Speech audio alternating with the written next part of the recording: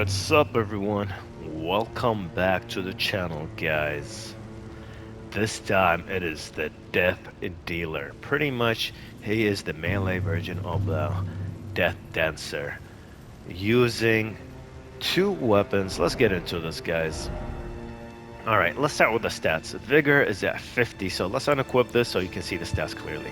50 Vigor, 25 Mind, 22 Endurance, 60 Strength, should be 21 Endurance, since I'm level 151. Dexterity is at 12, which is basic. Intelligence is just to use the weapons we have. And it's really a strength build, as you can see, 60 Strength. Faith is at 30, just to use a few spells, and we're gonna get into that right now. So, as you can see, we need at least 20 Faith for this, 25 Faith for Golden Vow. We need 22 Intelligence here, which is why we have the 22 Intelligence, just to meet the requirements for some of these items here. Alright, once we acquire all these items, and you have your stats spread out the way that I have them right there, you're gonna be depending on melee combat most of the time. So Malekith's Black Blade, you're gonna run in there, you're gonna debuff, you're gonna see how I fight. I'm gonna show you guys in a different video very soon. Alright, then you're gonna use this. This is gonna be your main weapon, by the way. You're gonna be two-handing this. You only use this to use the debuff, for the debuff pretty much, the Destined Death, Ash of War.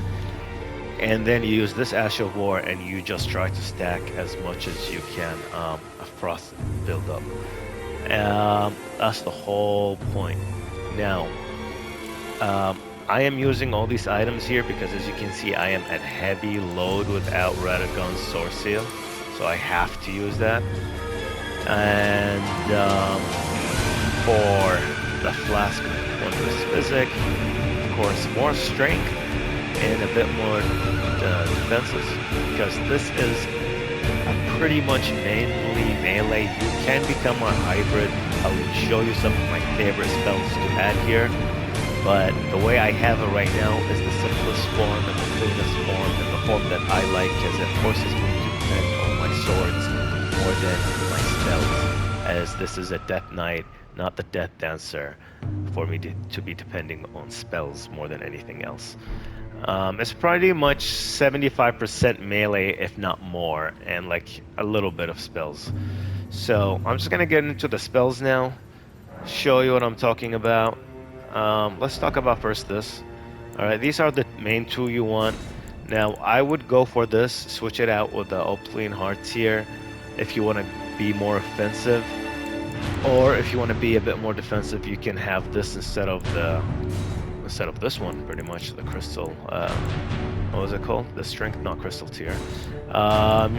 You can switch that out with this, or with this. Those are the options that I personally would go for. Feel free to do whatever you want. Of course, you're gonna do this for, like, let's say, Mug. You're gonna do this maybe for, if you have a hard time dodging all those projectiles that come out of the Elden Beast, and this is amazing. That's about it. You're not going to be using any of this here. None of that matters. Alright, so let me get into this right here. Of course, you know what this does. HP over time is always useful, even with Black Storm's protection, which reduces your healing efficiency. This is still useful. Sometimes, you know, you drink a potion and you're like just a tiny bit away from full health, and it's like you want to be at full health as much as you can. And if you have that, it will make sure that you get to full health. Golden Vow, of course, increases damage and increases damage negation, increases physical damage negation clearly, and these are my two main spells, just so I can like attack creatures that are, you know, flying or just far away a bit, or maybe there's a boss that's going into transition and I want to attack him with some ranged spells because I can't get close without getting hurt. So this is what I go for, and this pretty much complements Destined Death, really, because it has the same kind of debuff. It does, you know what I mean? It has the damage over time effect. It's not a debuff. The Destined Death does damage over time, you know, after the initial impact or the initial damage. and applies a debuff. This applies a debuff, I guess, for like a few seconds. It doesn't last as long, but it complements it. And this is to help our other blade to get frostbite maybe before we get close to them. So I would, cast a few Glinstons Ice Crag before I get close, and then, of course, I take out the Helfin Steeple and use the Ruinous Ghost Flame Ash of War, and probably with like 2-3 attacks I can get a a frostbite proc. It's really nice when they work together like that. Now, I just want to show you a few more spells that you can use if you want. Sorceries and incantations, alright? And then we're done, and I'll show you just fights soon enough. Alright, so, for sorceries, personally, you can use any ice spell. It fits the theme. We're here to do ice damage.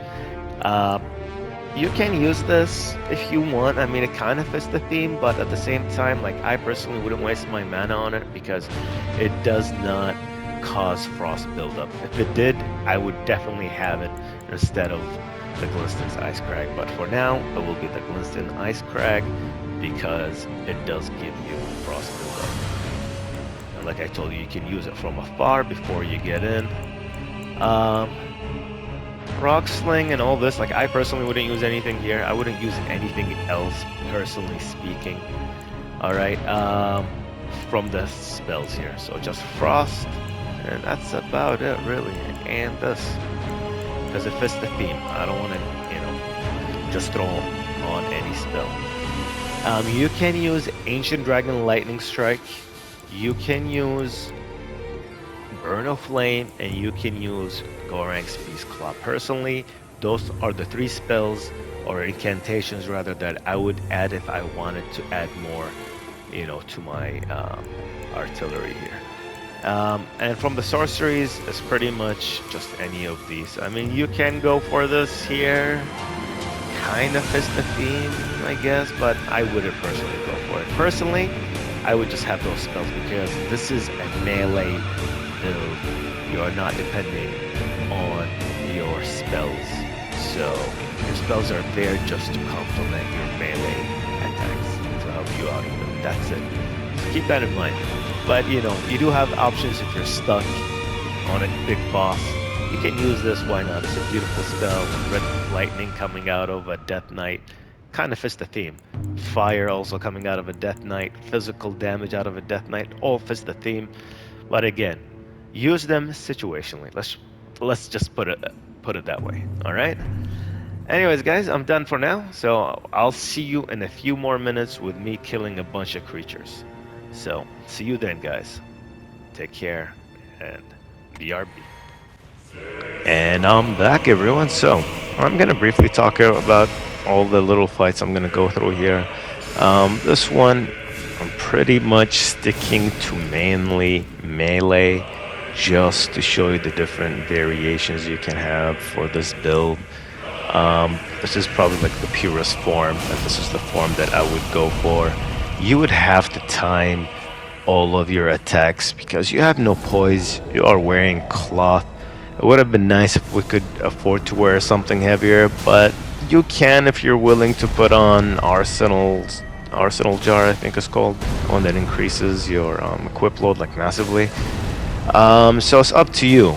You can switch it out if you really want, but I personally just want to be swift and just learn the timing when to get in an attack and when not to, when to charge it, when to go for a quick one, and things like that.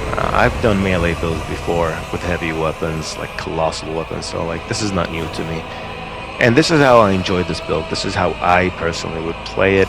However, in the coming encounters that I will have with like other bosses and all that, and other like NPCs, invaders and stuff, I will be testing out different spells. Now personally, again, I'm going to discuss it when we get to it. I wouldn't use those spells myself, but I wanted to test them out. I had to test them out to see if I liked them or not, and I recorded it just to show you guys. But again, here, these are the basic spells. This is what I go for. Those are the 2 spells that you really want all the time. Glisten, Ice Crag, and of course the Black Flame. And that's it. You can have the other three I mentioned earlier. Burn of Flame, I believe. Ancient Dragon Lightning Strike, I think. And there was one more, wasn't there? Well, you guys can check it and see. But those are the ones that I personally would go for. And as you can see, guys, again, you don't need to do any of that. These two spells right here will carry you, and just your Ashes of War, and just melee damage. This is like a Death Knight without the plate armor.